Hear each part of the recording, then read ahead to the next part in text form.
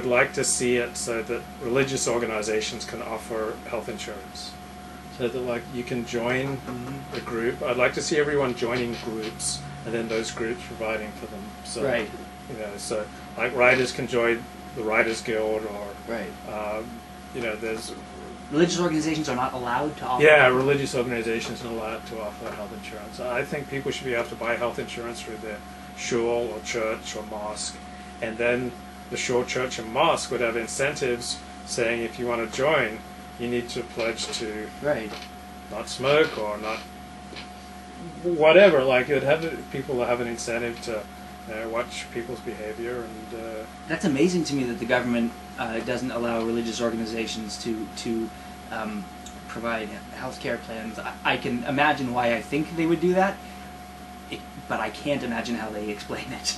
Like, have you ever... I'm not sure what the explanation is, but see, I believe in a world where people have really strong incentives to join communities. Right. You don't like communities. And I obviously have a lot of trouble with communities because I'm always getting thrown out of them. But I think people, if we didn't have government welfare, people would be forced to join with other people to create a safety net. Yeah. So you'd be forced to join a group. You would have to decide which group you wanted to join, whether it's like secular journalists or writers, or whether it's like some secular Jewish group or a religious Jewish group, or maybe it's those Oriental Baptists that you...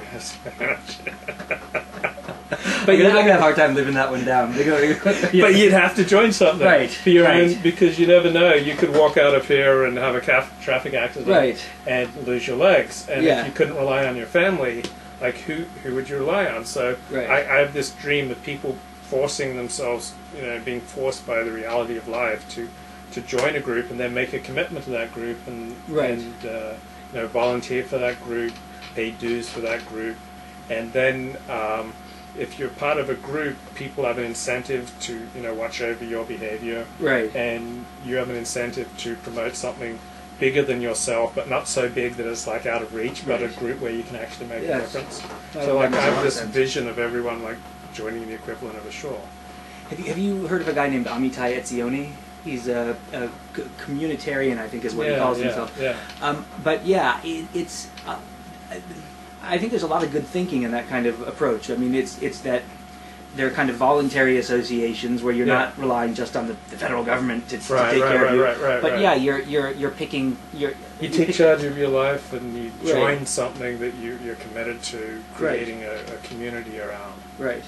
And like I'm a member of the Los Angeles Press Club, and there is a writers guild that's not for screenwriters but for writers. Just, you know, anyone who's published can join, and you can get...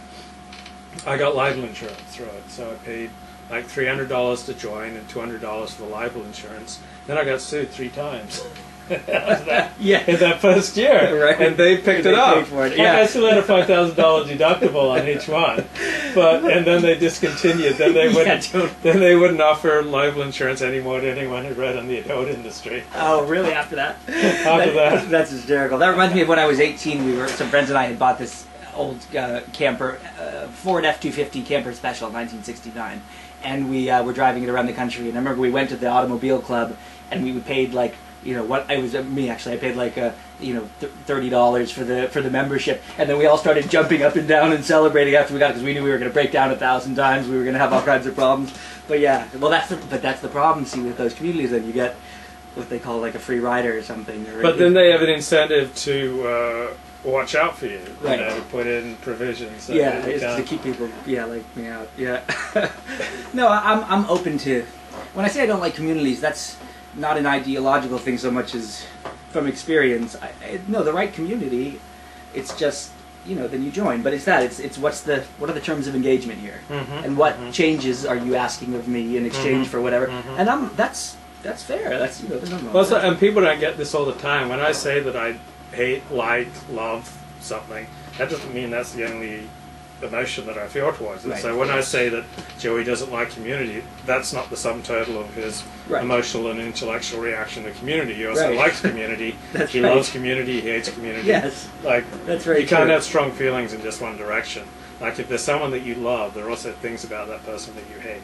I think that's a very insightful, and I guess the reason I think it's insightful is because I think it too. I mean, I think that's really the case. I mean, there's an interesting concept in Indian religions, and maybe it's in Judaism somewhere too. It was first in Judaism, and they took it. Yeah, they took it. The idolaters took it before they started creating their Shiva Lingam penis gods, and no, but it's just that there is no that you only have polarities, so you can't feel hate unless you're also feeling love. Right. You can't feel contempt unless anyway. Yeah. Yeah, like I have as much love for Orthodox Judaism as I have hate. Yeah. You know, I feel strongly about Orthodox Judaism in all directions: love, hate, contempt, respect. Right. Yeah. Right. And it's pretty evenly balanced. I mean, look, it's the same for me. I felt in here a few times felt bad. Well, I should be able, if I'm really bringing it, that will mean, and then I won't just be talking smack about, right. I'll also be pointing out the positive things, because clearly, if I'm in here saying saying this, right. then I have the other feelings as well. So I'm just picturing what kind of reception Moses would get. Like we're in the Parsha Hazinu, and I'm wondering what kind of reception Moses would get if he was at Hyde Park. You know what Hyde Park is in London, where the nutters get up on right. You know, they just start preaching. Yes. And so I can just picture someone in the back going, "Yeah, but what about the workers? Yeah, Governor, what about the workers?" Right.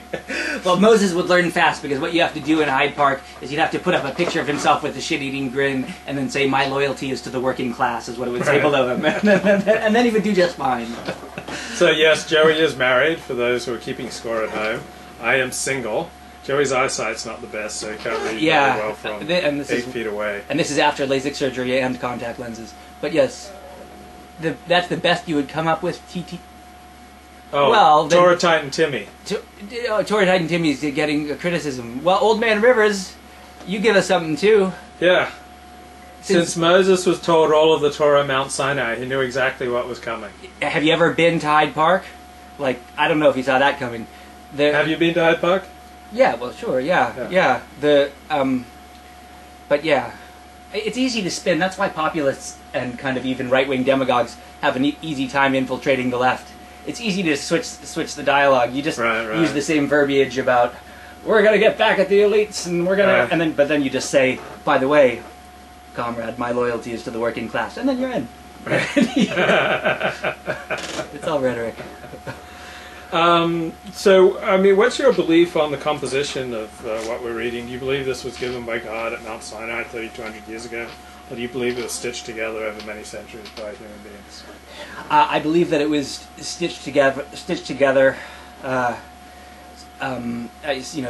sometime, I don't know, 5th century BC, 4th century BC, 3rd century BC, by people who needed it to serve a specific purpose. Someone I respect, Stephen I. Weiss specifically, told me that in fact was there was very little reason to believe that, other than that it was the conventional wisdom that, and I was taken aback by that, because I was fairly certain that it was redacted. But anyway, yes, the documentary hypothesis. I accept the documentary hypothesis. Yes, I accept it. So you don't think it's the work of anti-Semites? Oh, the documentary hypothesis? Yes. Oh, no. I don't think it's the work of anti-Semites. What about the Torah? The Torah, perhaps. I don't know. I'm open to anything. Because I'm just reading here in the Torah, Moses is saying, "Is it to Hashem that you do this, O vile and unwise people?" Oh, yes. Oh, well, here's it. Okay, sorry. When I get too excited, I know that's time to pull back. But when I was speaking of London, when I was at it wasn't the British Museum, I forget where it was, but I saw like a frieze from, it was Assyrian, and it was from the time of, I think, Tiglath-Pileser, who was the Assyrian leader who actually conquered the Israelites in 722 BC. And I could not believe it. The translation of the commentary below it, he was talking about the destruction of Israel, is he called them a stiff-necked people. That was the translation. Right. 720, and this is just after that, so maybe 721 BC. Right. And he's using